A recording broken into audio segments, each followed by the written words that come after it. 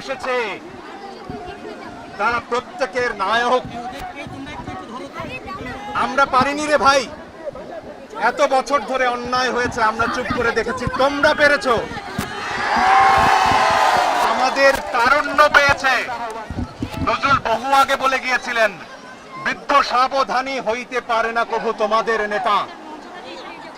তোমাদের মাঝে আছে নেতা, তোমাদের মাঝে আছে বীর সব্যসাচী। বন্ধুরা, এই মঞ্চ থেকেই আন্দোলনের পরবর্তী সব কর্মসূচি ঘোষণা করা হবে। এই শহীদ মিনার এখন বাংলার প্রাণের কেন্দ্র। আমাদের নেতারা আলোচনা করছেন, আমাদের সমন্বয়করা আলোচনা করছেন, তারাই আমাদের নেতা, তারা সিদ্ধান্ত নেবেন। তারুণ্য সিদ্ধান্ত নেবে কেমন হবে আমাদের পরের বাংলাদেশ। তারুণ্য সিদ্ধান্ত নেবে এই স্বৈরাচারের পতনের পর, শেখ হাসিনার পতনের পর কেমন বাংলাদেশ আমরা গড়ব। তারুণ্য সিদ্ধান্ত নেবে পতনের প্রক্রিয়া কি হবে, কার কাছে তিনি ক্ষমতা হস্তান্তর করবেন, সেটাও তারুণ্য বলে দেবে। আমার ভাইয়ের, আমার বোনের, আমার সন্তানের লাশের ওপর দিয়ে আলোচনা হয় না। সবাই একটু বসি, আমরা সবাই বসি। ইতিহাসের এক একটা মোড় থাকে, দেয়ালের লিখন থাকে।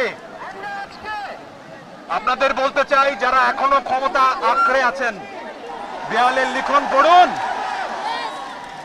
সেখানে আপনার পতন লেখা আছে। আজ সারা দেশে মানুষ পথে নেমেছে।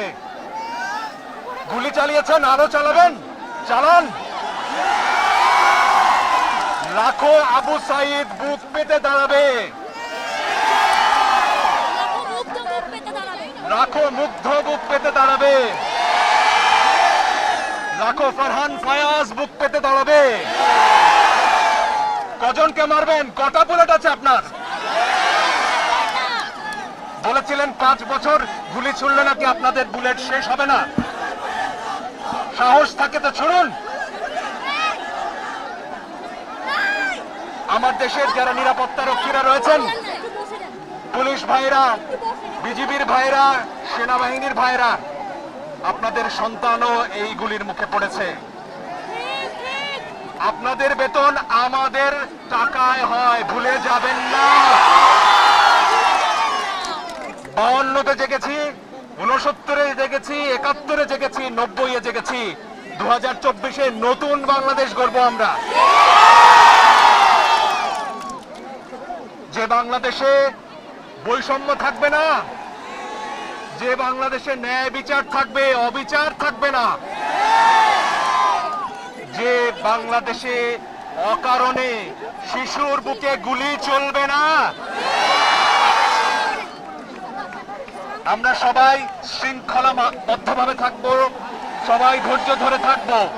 আমাদের নেতারা কি সিদ্ধান্ত নেয় সেই অপেক্ষা থাকবো।